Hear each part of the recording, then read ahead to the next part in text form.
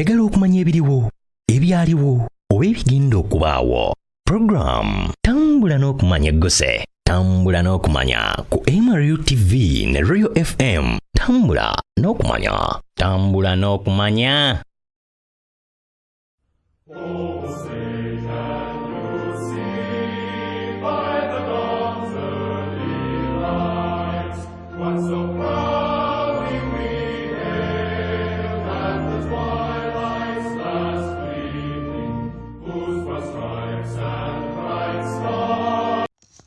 Lelo mu kanyomero kaffe akatambula n'okumanya tukuleetedde ebyafaayo by'eggwanga lya Bungereza n'eggwanga lya America. Obadde okimanyi nti amawanga gano gombiriri gakwatagana era nga galina ebyafaayo ebifaanagana?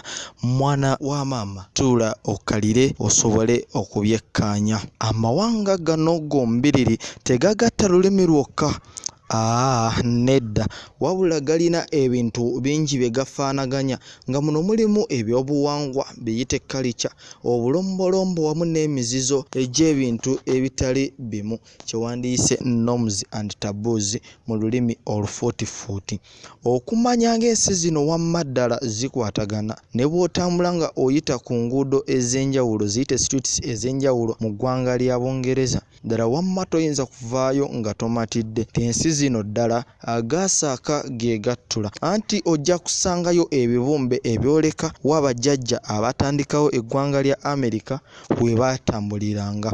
Ebitundu mw'oyinza okuyita kuliko ebitundu ebya Hampshire, Plymouth, Essex, Cambridge wamu ne Nottinghamshire nga abasinga gye bamanyi nga ekitundu ekya Nottingham, era nga nekisinga okumanyibwayo ennyo ye ttiimu y'omupiira eya Nottingham Forest. Nga bino ebitundu byonna bw'obirambula mwana wattu toyinza butanyeenya mutwe nga mbuzi etenda nkuba, anti nga bijjudde ebibumbe enfofoolo ebiraga ebyafaayo bya America ne Bungereza. Katusooke tutunuulire ddala eggwanga lya Bungereza litandika litya okukwatagana n'eggwanga lya America. Mu myaka egya 1400 waliwo abantu abaali abasuubuzi ab'enjawulo nga baali bayitaayita mu kifo ekyali kimanyiddwa nga New World oba ensi empya, ne balaba nga ddala wabasanyusiza. Baasalawo okukuba enkambi yaabwe mu kifo ekyo era ne kituumibwa Hampshire. Bano tebaabandaalayo nnyo, anti oluvannyuma lwa ssabbiiti nga 2 abamu ku bantu bano baatandika okweyongererayo ddala mu kitundu eky'e Portsmouth, era nga nakyo kino kisangibwa mu ggwanga erya Bungereza. Era wano waateekebwawo ekibumbe eky'okubajjukira ekyatuumibwa The Pilgrim's Fathers Memorial.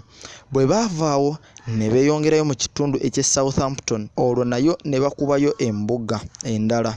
Njagala okimanye nti ekibuga Southampton kyali ku mwalo gwa Ssemayanja erya Atlantic Ocean, era nga wano abantu bangi baagoberangayo nnyo okutuusa kaakano olw'ebintu ebisanyusa ebingi ebiriyo ebiringa obugulu bw'eggongolo. Ekitundu ekirala Abamerika gye baakuba enkambi yaabwe mu ggwanga lya Bungereza kye kitundu ekya Cornwall mu bukiikaddyo bwa Bungereza. Olw'okuba nti Ssemayanja owa Atlantic Ocean yali kumpi n'ekitundu kino, Abamerika 20,000 baasalawo okusenga mu kitundu kino mu kyasa eky'e19 n'ekyasa eky'amakumi 20. Abasinga ku bano baali bakugu mu kusima ebyobugagga eby'omu ttaka, era nga wano baali basuubirawo okubeerawo ebyobugagga eby'omu ttaka.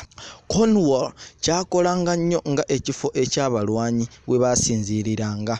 Mu Ssematalo II eyatandika mu mwaka ogwa 1939 n'akomekkereza mu mwaka ogwa 1945, era nga wano engeri gye kyali nti ekitundu kino kyali kumpi nnyo n'Issemayanja lya Atlantic Ocean, emmeeri ennwanyisaako ne neetisi z'ebyamaguzi wano we zaagoberanga mu lutalo olwo. Ekitundu ekirala Abamerika we baasinziiranga naye nga kirina enkwatagana nnene nnyo ne Bungereza kye kitundu ekyayitibwanga ekya Essex, era nga nakyo kyali ku lubalama lwa Ssemayanja Atlantic Ocean. Njagala ojjukire muganda wange nti bano bonna Abangereza n'Abamerika baasinganga nnyo kusenga ku mbalama za nnyanja, era nga baali baagala nnyo ebifo bino kuba byali kumpi n'amazzi. Jjukira nti entambula y'ebiseera ebyo teyali nnyo ya nnyonyi, baakozesanga nnyo nnyanja nga batambulira ku maato amanene ddala ga ssemaato abasinga ennaku zino ge mumanyi nga emmeeri. Ekitundu kino eno olw'okuba kyali kumpi n'amazzi nabo Abamerika basalawo bakisengeko. Ekitundu kino kya byafaayo nnyo mu ggwanga lya Amerika, anti n'abakulembeze abasinga mu ggwanga lino bayite abantu ab'amaanyi mu ggwanga lino, wano we waali ensibuko yaabwe. Katukumenyereyo okubamu ku bantu ab'ekitiibwa abasibuka mu kitundu kino. Omwami John Winthrop ng'ono ye mutandisi wa ssettendekero wa Boston. Kuliko omulala eyayitibwa nga Henry Sherman eyavumbula Rhodes Island. Abasomi b'ebyafaayo ekitundu ekyo ndowooza mukimanyi.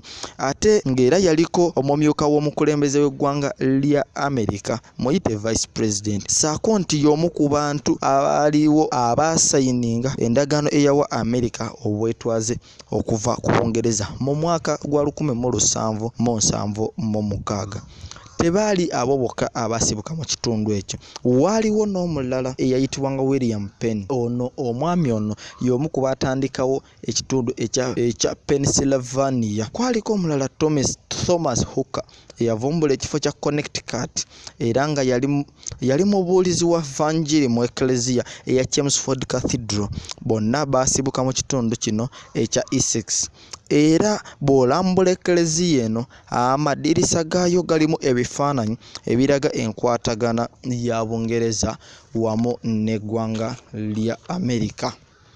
Nga tuvuddeyoko eyo, abasinga ku bawuliriza baffe awamu n'abalabi baffe waneeno mwebuuza nti ddala Amerika yali eyitibwa Amerika?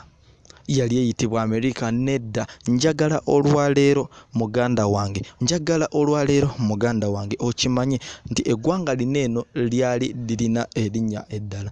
Ng'ennaku z'omwezi 9 omwezi gwali gwa Sebutemba omwaka 1776 eggwanga lino eryali liyitibwa Continental Congress lyatukyusa amannya ne liyitibwa United States of America. Nga ye mukimanyi kitegeeza ng'ennaku z'omwezi ezo zaali nga tezinnatuuka, eggwanga lino lyali liyitibwa Continental Congress. Muganda wange ndowooza n'ekyo okitegedde ddala. Njagala nyongere okusimirayo ku byafaayo ebirala ebiri mu ggwanga lya Amerika. Njagala okukunnyonnyola ddala ani yasookera ddala okutuuka mu ggwanga lya Amerika. Abantu bangi muli eyo mwebuuza ani ddala yasooka okutuuka mu ggwanga lya Amerika. Ddala yali ani oyo?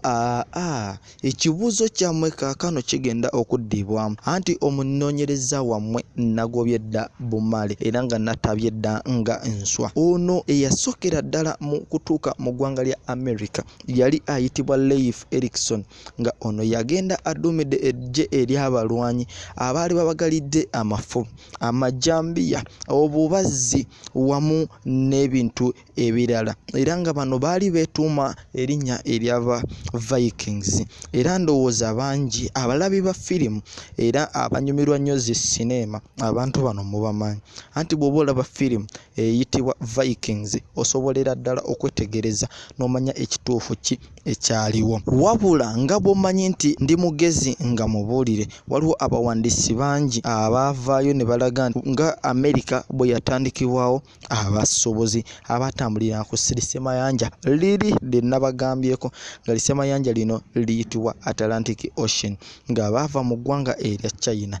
Eggwanga erya China kati ssaawa zino likulemberwa Xi Jinping, ate abandi nti abalambuzi okuva ku lukalu lw'omuddugavu Africa, nandiki abalala nti baava mu nsi eyitibwa Iceland abaavumbula eggwanga lya Amerika. Naye njagalira ddala okukunnyonnyola ddala ani yatandikawo eggwanga lya Amerika. Okusinziira ku banoonyereza ab'enjawulo mu nsi muno nga nange muntwalidde, tukizudde nti omwami ayitibwa Columbus ye yavumbula eggwanga lya Amerika. Wabula ate kirina okutegeerekeka nti ensi yonna wadde nti abamu bagamba Leif Erikson, omwami ono Columbus twalibwa ddala nti ye yavumbula eggwanga lya Amerika, kumanyika mu kitundu ekyebugwanjuba bwa Europe okuviira ddala mu mwaka ogwa 1492 okutuuka mu mwaka gwa 1500 2. Jjukira nti gino gy'emyaka omwami ono Columbus we yali ow'amaanyi ennyo mu nsi eno era nga gy'emyaka abantu we basinga okumumanyira. Kubanga kino kye kiseera omwami Columbus we yali akwatidde enkasi era nga ye muntu ow'amaanyi mu biseera ebyo. Eggwanga lya America ddala lyakawangaala emyaka emeka? Bangi mulina okubuusabuusa muganda wange nti ddala America nkulu kyenkanawa nga y'amaanyi ddala erina emyaka emeka? Abandi bagamba mbu engeri Columbus ne Erikson gye batandika America mu myaka gya 1400 eyo nti olwo lwe tugamba nti America gye buwangazi bwayo. Nedda, eggwanga lya America lyatandika okuyitibwa America ng'ennaku z'omwezi 4 omwezi gwali gwakasambula guyite omwezi ogw'omusanvu mu mwaka ogwa 1776 nga kino kitegeeza nti eggwanga lino lyakawangala emyaka 244. Lwaki tugamba mu nnaku ezo tubala eggwanga lya America nti ng'ennaku z'omwezi ezo ezannya omwezi ogwakasambula lwe lyafuna obwetwaze, era kino kiba kikutegeeza nti emyaka 244 America gye yakawangala ku mapu y'ensi eno. Njagala omuganda wange nyongere okukunnyonnyola eggwanga lya Bungereza lyatwala ddi eggwanga lya America nga ettwala eryayo. Jjukira tumaze okulaba eggwanga lya America lyafuna dda obwetwaze mu mwaka 1776 naye obwetwaze obwo bwalijja ku ggwanga ki era eggwanga eryo lyatandika ddi okufuga eggwanga lya America? Nga tweyongeddeyo katono mu maaso ko wano wetulaga eggwanga lya Bungereza tulaba nga lijja ne litandika okutwala eggwanga lya America nga ettwale lyayo. Katusooke twejjukize nti mu myaka egya 1808 ensi nnyingi zadduka nnyo ne zijja ku lukalu lw'omwana w'omuddugavu Africa okwetwalira ensi zaayo nga amatwale gaazo, era kyova olaba nti abasajja abazungu abo bayitibwa abafuzi b'amatwale. Ekigambo amatwale kiva mu kikolwa okutwala, kitegeeza bajjanga mu Africa ne batwala ensi za Africa. Era bwe kityo bwe kyali ne ku ggwanga lya America anti nayo yaliko ettwale lya Bungereza okutuuka lwe yafuna obwetwaze bwayo mu mwaka gwa 1776.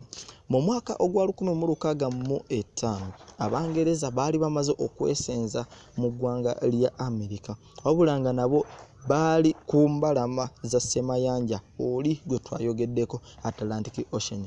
Jjukira nti n'Abamerika abaali mu Bungereza nabo baali ku mbalama za guyanja guno gwennyini, ekitegeeza nti ensi zino zombi zaawuddwamu Semayanja ono owa Atlantic Ocean.